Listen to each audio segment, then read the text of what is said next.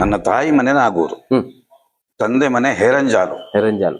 ಹೆರಂಜಾಲು ಅಂದ್ರೆ ಹೆರಂಜಾಲಿನ ಹ್ಮ್ ನೆರೆ ಊರು ನೂಜಾಡಿ ಅಂತ. ಹ್ಮ್ ಹ್ಮ್ ನಮ್ಮ ತಂದೆಯವರು ಹುಟ್ಟಿದ್ದು ಹೆರಂಜಾಲಲ್ಲಿ. ಹ್ಮ್ ಅಂದ್ರೆ ನಮ್ಮ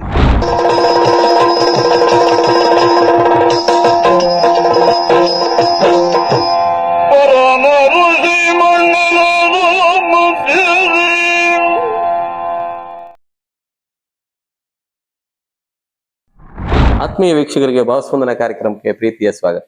ನಾನು ರಾಜೇಶ್ ಪಾರ್ಕೂರ್. ಯಕ್ಷಗಾನ ಕಲಾವಿದರ ಸಂದರ್ಶನದ ಕಾರ್ಯಕ್ರಮ. ಈ ಕಾರ್ಯಕ್ರಮದಲ್ಲಿ ಇಂದು ನಮ್ಮ ಅತಿಥಿಗಳಾಗಿ ಯಕ್ಷಗಾನ ಕ್ಷೇತ್ರದಲ್ಲಿ ಬಹಳಷ್ಟು ಹೆಸರು ಮಾಡಿದವರು, ಯಕ್ಷಗಾನ ಮನೆತನದವರು, ಹಲವಾರು ಶಿಷ್ಯರನ್ನ ರೂಪುಗೊಳಿಸಿದಂತ ಹಿರಿಯ ಯಕ್ಷಗಾನ ಭಾಗವತರು.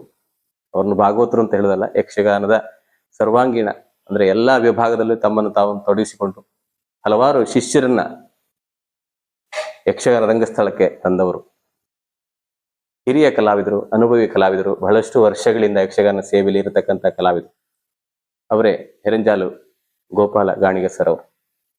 ಅವರ ಬಗ್ಗೆ ತಿಳಿಯೋಣ. ಈ ವಾರ ಸಂಪೂರ್ಣ ಹೆರಂಜಾಲು ಗೋಪಾಲ ಗಾಣಿಗರ ಬಗ್ಗೆ ನಾವು ತಿಳಿಯೋಣ. ಹಾಗೆ ಹಿರಿಯ ಕಲಾವಿದರನ್ನ ಭಾವಸ್ಪಂದನ ಕಾರ್ಯಕ್ರಮಕ್ಕೆ ಬರಮಾಡಿಕೊಳ್ಳೋಣ. ಹಾಗೆ ಅವರಿಗೆ ಸ್ವಾಗತವನ್ನು ಕೋರೋಣ ನಮ್ಮ ನಿಮ್ಮೆಲ್ಲರ ಪರವಾಗಿ. ಸರ್, ನಿಮಗೆ ಪ್ರೀತಿಯ ಸ್ವಾಗತ ಸರ್. ನಮಸ್ಕಾರ ಸರ್. ನಮಸ್ತೆ ಸರ್. ಬಹಳಷ್ಟು ಖುಷಿ ಆಗ್ತದೆ.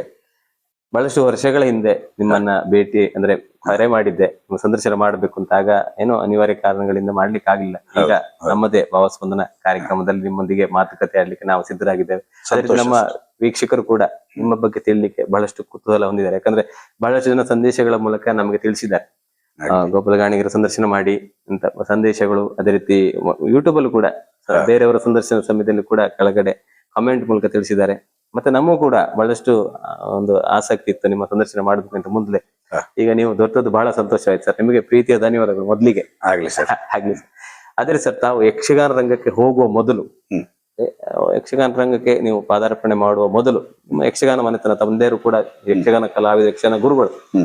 ತಮ್ಮ ಈ ಯಕ್ಷಗಾನ ಮನೆತನದ ಬಗ್ಗೆ, ತಮ್ಮ ಯಕ್ಷಗಾನ ಆಸಕ್ತಿ ಬಗ್ಗೆ, ತಮ್ಮ ತಂದೆ ತಾಯಿಯವರ ಬಗ್ಗೆ, ತಮ್ಮ ಸಹೋದರ ಸಹೋದರಿಯರ ಬಗ್ಗೆ ಒಂದೆರಡು ಮಾತು ಸರ್. ಅಂದ್ರೆ ನಾನು 1963ರಲ್ಲಿ ನಾಗೂರು ಎಂಬಲ್ಲಿ, ಇದೇ ಹಳ್ಳಿಯಲ್ಲಿ ನನ್ನ ಜನನ. ತಂದೆ ವೆಂಕಟರಮಣ ಗಾಣಿಗ, ತಾಯಿ ಗಣಪು. ನನ್ನ ತಾಯಿ ಮನೆ ನಾಗೂರು, ತಂದೆ ಮನೆ ಹೆರಂಜಾಲು. ಹೆರಂಜಾಲು. ಹೆರಂಜಾಲು ಅಂದ್ರೆ ಹೆರಂಜಾಲಿನ ನೆರೆ ಊರು ನೂಜಾಡಿ ಅಂತ. ನಮ್ಮ ತಂದೆಯವರು ಹುಟ್ಟಿದ್ದು ಹೆರಂಜಾಲಲ್ಲಿ. ಅಂದ್ರೆ ನಮ್ಮ ತಂದೆಯವರ ತಾಯಿ ಮನೆ ಹೆರಂಜಾಲು. ಆದ್ರಿಂದ ಅದು ಪರಂಪರೆ ಅಂದ್ರೆ ಹೆರಂಜಾಲು ಪರಂಪರೆ ಅಂತ ಬಂತು. ನಾವಿರುವುದು, ನಮ್ಮ ತಂದೆಯವರು ಇದ್ದದ್ದು ಇಲ್ಲಿಯೇ ಆದ್ರೂ ಹೆರಂಜಾಲು ಅಂತ ನಾವು ಅದನ್ನ ಮರೀಲಿಲ್ಲ. ಅದು ಹೆರಂಜಾಲು ಪರಂಪರೆ ಅಂತ ಬೆಳೆದು ಬಂತು. ಯಕ್ಷಗಾನ ಅಂದ್ರೆ ನಮ್ಮ ತಂದೆಯವರು ಹಿಂದೆ ಅವರ ಗುರುಗಳು, ಶಾಲಾ ಗುರುಗಳು ಶ್ರೀನಿವಾಸ ರಾವ್ ಅಂತ ಹೆರಂಜಾಲ್ ಅವರು, ಮೊದಲಿಗೆ ಹೀಗೆ ನಾಟಕ, ಹವ್ಯಾಸಿ, ಯಕ್ಷಗಾನ ಇದರಲ್ಲಿ ಮುಂದುವರಿದು ಆಮೇಲೆ ನಮ್ಮ ತಂದೆಯವರು ಯಕ್ಷಗಾನಕ್ಕೆ ಪಾದಾರ್ಪಣೆ ಮಾಡಿದ್ರು. ಅಂದ್ರೆ ನಮ್ಮ ತಂದೆಯವರಿಗಿಂತ ಮೊದಲು ನಮ್ಮ ಗಣಪಯ್ಯ ಗಾಣಿಗ ಅಂತ ನಮ್ಮ ಅಜ್ಜ, ನಮ್ಮ ಗಣಪಯ್ಯ ಗಾಣಿಗರ ತಮ್ಮ, ಅಣ್ಣ ತಮ್ಮಂದಿರೆಲ್ಲವರು ಹವ್ಯಾಸಿ ಯಕ್ಷಗಾನ ಕಲಾವಿದರಾಗಿದ್ರು. ತಾಳಮದ್ದಲೆ, ಭಜನೆ, ಇಂಥ ಸಾಂಸ್ಕೃತಿಕ ಕಾರ್ಯಕ್ರಮಗಳಲ್ಲಿ ತೊಡಗಿಸಿಕೊಂಡವರು ನಮ್ಮ ಅಜ್ಜಂದಿರು. ಹಾಗೆ ನಮ್ಮ ತಂದೆಯವರು ವೃತ್ತಿ ರಂಗಕ್ಕೆ ಅವರ ವಿದ್ಯಾಭ್ಯಾಸ 5ನೇ ಕ್ಲಾಸ್ ಆವಾಗಿನ ಮುಗಿದ ಮೇಲೆ ಯಕ್ಷಗಾನಕ್ಕೆ ಬಂದರು. ಅಂದ್ರೆ ಆವಾಗಿನ ಕಾಲದಲ್ಲಿ ಯಕ್ಷಗಾನ ಕಲೀಲಿಕ್ಕೆ ಒಂದು ಶಾಲೆ ಅಂತ ಇರಲಿಲ್ಲ. ಯಕ್ಷಗಾನ ಅಂದ್ರೆ ಮೇಳಕ್ಕೆ ಹೋಗುದು, ಸೀದಾ ಅಲ್ಲೇ ಕಲಿಯುದು. ಮೇಳದಲ್ಲಿಯೇ ಒಬ್ಬ ಹಿರಿಯ ಕಲಾವಿದರನ್ನ ಆರಿಸ್ಕೊಂಡು ಅವರಿಂದ ನಾಟ್ಯವೋ ಅಥವಾ ಅರ್ಥಗಾರಿಕೆಯೋ ಭಾವಾಭಿನಯವೋ ಇದನ್ನೆಲ್ಲ ಕಲಿತಾ ಇದ್ರು. ನಮ್ಮ ತಂದೆಯವರು ಹಾಗೆ ಗುರು ವೀರಭದ್ರ ನಾಯ್ಕ್ ಅಂತ, ಓ. ಮಟಪಾಡಿ ಗೊತ್ತಾಯ್ತು. ಮಟ್ಟು, ಒಟ್ಟು ನಾಟ್ಯದಲ್ಲಿ ಚತುರರು, ಹ್ಮ್ ನಡುತಿಟ್ಟಿನ ಯಕ್ಷಗಾನ ನಾಟ್ಯ ಗುರು ಹ್ಮ್ ವೀರಭದ್ರ ನಾಯ್ಕ್. ಹ್ಮ್ ಅವರೊಟ್ಟಿಗೆ ಹ್ಮ್ ಕೆಲವು ಕಾಲ ಸಹ ಕಲಾವಿದರಾಗಿ ಅಂದ್ರೆ ಬಾಲ ಕಲಾವಿದನಾಗಿ ಸೇರಿ ಅವರಿಂದ ನಾಟ್ಯವನ್ನು ಅಭ್ಯಾಸ ಮಾಡಿದವರು ಹ್ಮ್. ನಮ್ಮ ತಂದೆಯವರು. ತಂದೆಯವರು. ಹಾಗೆ ಮಾಣಗಟ್ಟೆ ಮೇಳದಲ್ಲಿ ಪ್ರಥಮವಾಗಿ ಹ್ಮ್ ಅವರೊಟ್ಟಿಗೆ ಇದ್ದು ಅಭ್ಯಾಸ ಮಾಡಿ, ಹ್ಮ್ ಹಾಗೆ ಪ್ರೌಢ ಪಾತ್ರ, ಹ್ಮ್ ಸಖಿ ಸ್ತ್ರೀವೇಷ, ಹ್ಮ್ ಮುಖ್ಯ ಸ್ತ್ರೀವೇಷ, ಹಾಗೆಯೇ ಪ್ರಧಾನ ಪಾತ್ರಗಳು ಹ್ಮ್ ಎಲ್ಲವನ್ನೂ ಮಾಡಿ ಹ್ಮ್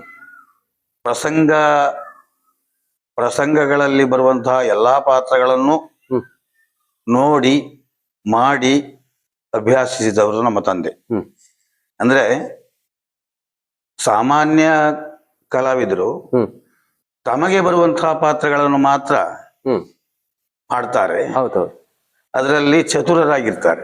ಆದ್ರೆ ನಮ್ಮ ತಂದೆಯವರು ಹಾಗಲ್ಲ, ಹ್ಮ್ ಆಡಂಬರಕ್ಕೆ ಹೇಳಿಕೊಳ್ಳುವುದಲ್ಲ ಇದು. ಅಲ್ಲ ವಾಸ್ತವ. ನಮ್ಮ ತಂದೆಯವರು ಇಡೀ ಪ್ರಸಂಗಕ್ಕೆ ಹ್ಮ್ ನಿರ್ದೇಶನ ಮಾಡುವಂತಹ ಅರ್ಹತೆಯನ್ನು ಹೌದು.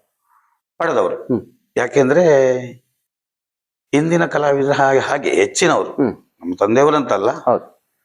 ಮಳವಳ್ಳಿ ಹಿರಿಯ ನಾಯಕರು, ಹ್ಮ್ ಶಿರಿಯಾರ್ ಮಂಜು ನಾಯ್ಕರು, ನಮ್ಮ ನಡುತಿಟ್ಟು ಕಲಾವಿದರು, ಹ್ಮ್ ಎಲ್ಲರೂ ಹಾಗೆ. ಹ್ಮ್ ಅಂದ್ರೆ ಆಟ ನೋಡಿ ಹ್ಮ್ ಎಲ್ಲಾ ಪಾತ್ರಗಳನ್ನು ಮಾಡುವಂತಹ ಅರ್ಹತೆಯನ್ನು ಪಡೆದುಕೊಂಡಿರ್ತಾರೆ. ಹೌದು. ಹಾಗೆ ನಮ್ಮ ತಂದೆಯವರು ಆ ಅರ್ಹತೆಯನ್ನು ಪಡೆದವರು. ಹ್ಮ್ ಬರೇ ನಾಟ್ಯವಲ್ಲ, ಹ್ಮ್ ವೇಷಗಾರಿಕೆ ಅಲ್ಲ, ಹ್ಮ್ ಆ, ಕಲಿಯುವಂತ ಆಸಕ್ತಿ ಇದ್ದವರಿಗೆ ಹ್ಮ್. ಭಾಗವತಿಕೆಯನ್ನು ಹೇಳಿಕೊಡ್ತಾರೆ, ಹ್ಮ್ ಮದ್ದಲೆಯನ್ನು ಹೇಳಿಕೊಡ್ತಾರೆ, ಗುರುಗಳಾಗಿ ಚಂಡೆಯನ್ನು ಹೇಳಿಕೊಡ್ತಾರೆ, ರಂಗ ನಿರ್ದೇಶನವನ್ನು ಮಾಡಬಲ್ಲಂತಹ ಹ್ಮ್ ಒಂದು ಏಕೈಕ ಕಲಾವಿದ ಅಂದ್ರೂ ತಪ್ಪಾಗ್ಲಿಕ್ಕಿಲ್ಲ. ಹ್ಮ್ ಹ್ಮ್ ಹ್ಮ್ ಹಾಗೆ ಅವರು ಸುಮಾರು ಮೇಳದಲ್ಲಿದ್ರು. ಹ್ಮ್ ಮೊದಲಿಗೆ ಮಹಾಣಕಟ್ಟೆ, ಹ್ಮ್ ಹಾಗೆ ಪ್ರೌಢರಾದ ಮೇಲೆ ಹ್ಮ್ ಅಮೃತೇಶ್ವರಿ, ಸಾಲಿಗ್ರಾಮ, ಹೀಗೆ ಈ ಉಡುಪಿ ಜಿಲ್ಲೆಯ ಮೇಳಗಳಲ್ಲಿ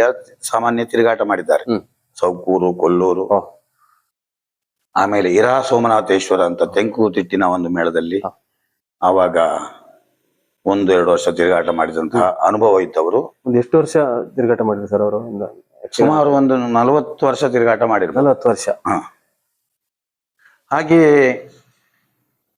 ದಕ್ಷಿಣೋತ್ತರ ಅಂದ್ರೆ ಉಡುಪಿ ಜಿಲ್ಲೆ ಹ ಹಾಗೂ ಬಡಾಬಡಗು. ಹ ಬಡಾಬಡಗು ಅಂದ್ರೆ ಹಿಂದೆ ಮೇಳ ಮಾಡಿದವರು ಹ್ಮ್ ಶಿವರಾಮ ಹೆಗಡೆ, ಆಗ್ತೇವ್ರು. ಕೆರೆಮನೆ ಶಂಭು ಹೆಗಡೆ ಅವರ ತಂದೆ ಶಿವರಾಮ ಹೆಗಡೆ ಅಂತ. ಹ್ಮ್ ಅವರು ರಾಷ್ಟ್ರ ಪ್ರಶಸ್ತಿಯನ್ನ ಪಡೆದವರು. ಹೌದು. ಅವರು ಇಡಗುಂಜಿ ಮೇಳ ಅಂತ ಮಾಡಿದ್ದಾರೆ. ಹ್ಮ್ ಹ್ಮ್ ಆ ಮೇಳದಲ್ಲಿ ಇವರನ್ನ ಮುಖ್ಯ ಸ್ತ್ರೀ ವೇಷಕ್ಕಾಗಿ ನಿಮ್ ತಂದೆಯವ್ರನ್ನ ಶಿವರಾಮ ಹೆಗಡೆ ಅವರು ಹ್ಮ್ ಹ್ಮ್ ಕರೆ ಕೊಟ್ಟರು. ಹ್ಮ್ ಅವರ ಒಟ್ಟಿನ ತಿರುಗಾಟವು ಸುಮಾರು ವರ್ಷ ಹ್ಮ್ ಹ್ಮ್ ಆಗಿದೆ.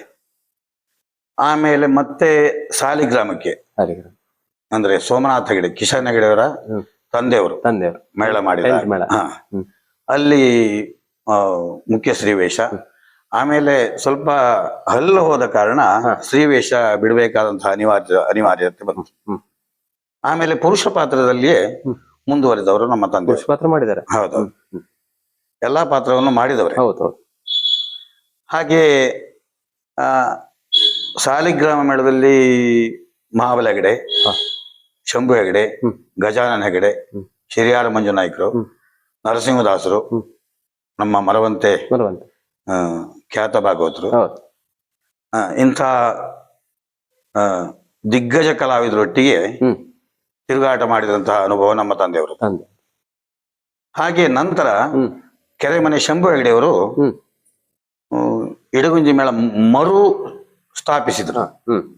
ಮತ್ತೆ ಮೇಳವನ್ನು ಎಬ್ಬಿಸಿ ಆಗ ಈ ಕಲಾವಿದರೆಲ್ಲ ಆಚೆ ಹೋದ್ರು. ಎಲ್ಲ ಕಡೆ ಹೋದ್ರು. ಆ ಕಡೆ ಸಾಲಿಗ್ರಾಮದಿಂದ ಒಂದು ಸಲ ಕೆಲವು ಕಲಾವಿದರು ಆಚೆ ಹೋದ್ರು. ಸಂಪೂರ್ಣ ಸೆಟ್. ಮಹಾಬಲಗೆಡೆ, ಗಜಾನನ ಹೆಗಡೆ, ಗಜಾನನ. ಶಂಭು ಹೆಗಡೆ, ಹೌದು. ವೆಂಕಟರಮಣ ಗಾಣಿಗ, ಹೀಗೆ ಕೆಲವು ಕಲಾವಿದರು ಆಚೆ ಹೋದ್ರು. ಆಗ ಕೆಲವು ವರ್ಷ ಒಂದು 3-4 ವರ್ಷ ಇಡಗುಂಜಿ ಮೇಳದಲ್ಲಿ ಇದ್ದಿತ್ತು. ಅಂದ್ರೆ ಆವಾಗ ಪುರುಷ ಪಾತ್ರವನ್ನೇ ಮಾಡ್ತಿದ್ರು. ಪುರುಷ ಪಾತ್ರ ಅಂದ್ರೆ ಈ ಗರತಿ ಪಾತ್ರವನ್ನೆಲ್ಲ ಕೆಲವು ಮಾಡ್ತಾ ಇದ್ರು. ಆದ್ರೆ ಎಲ್ಲಾ ಸ್ತ್ರೀ ವೇಷ ಮಾಡ್ಲಿಕ್ಕೆ ಮುಖವೂ ಬೇಕು. ಹೌದು. ಆ ಕಾರಣ ಪುರುಷ ಪಾತ್ರದಲ್ಲೇ ಮುಂದುವರೆದ್ರು. ಆಮೇಲೆ ಕೋಟಾ ಶಿವರಾಮ್ ಕಾರಂತರು ಅವರು ಯಕ್ಷಗಾನ ಕೇಂದ್ರ ಉಡುಪಿ ಹೌದೌದು ಇಂದ್ರಾಳಿಯಲ್ಲಿ ಹೌದು. ಮೊದಲು ವೀರಭದ್ರ ನಾಯಕರಲ್ಲಿ ಗುರುಗಳಾಗಿದ್ರು. ಆಮೇಲೆ ಅವರು ವಯಸ್ಸಾಯ್ತು. ಆಮೇಲೆ ನಮ್ಮ ತಂದೆಯವರನ್ನ ಅಲ್ಲಿಗೆ ನಾಟ್ಯ ಪ್ರಾಚಾರ್ಯರಾಗಿ ಆಯ್ಕೆ ಮಾಡಿದ್ರು. 1975ರಿಂದ ಅವರು ಯಕ್ಷಗುರುವಾಗಿ ಸೇರ್ಪಡೆಗೊಂಡ್ರು ಉಡುಪಿಗೆ. ಹೌದು. ಅಂದ್ರೆ ಮೇಳ ಬಿಟ್ಟು ಅವರೊಟ್ಟಿಗೆ ಯಕ್ಷಗಾನ ಕೇಂದ್ರದಲ್ಲಿ ಗುರುವಾಗಿ ಅವರದ್ದೊಂದು ಯಕ್ಷರಂಗ ಬ್ಯಾಲೆ ಅಂದ್ರೆ ಮಾತಿಲ್ಲದಂತಹ ಒಂದು ಪ್ರದರ್ಶನ, ಬರೇ ಅಭಿನಯ, ಆಂಗಿಕ ಅಭಿನಯದಿಂದಲೇ ಅಂದ್ರೆ ವಿದೇಶ ಅಂದ್ರೆ ರಾಷ್ಟ್ರಾದ್ಯಂತ ಆಗಿ ಈ ಯಕ್ಷಗಾನದ ಸ್ವಲ್ಪ ಬದಲಾವಣೆಯ ಒಂದು ಪ್ರದರ್ಶನಗಳನ್ನ ನೀಡಿ ದೇಶ ವಿದೇಶಗಳಲ್ಲಿ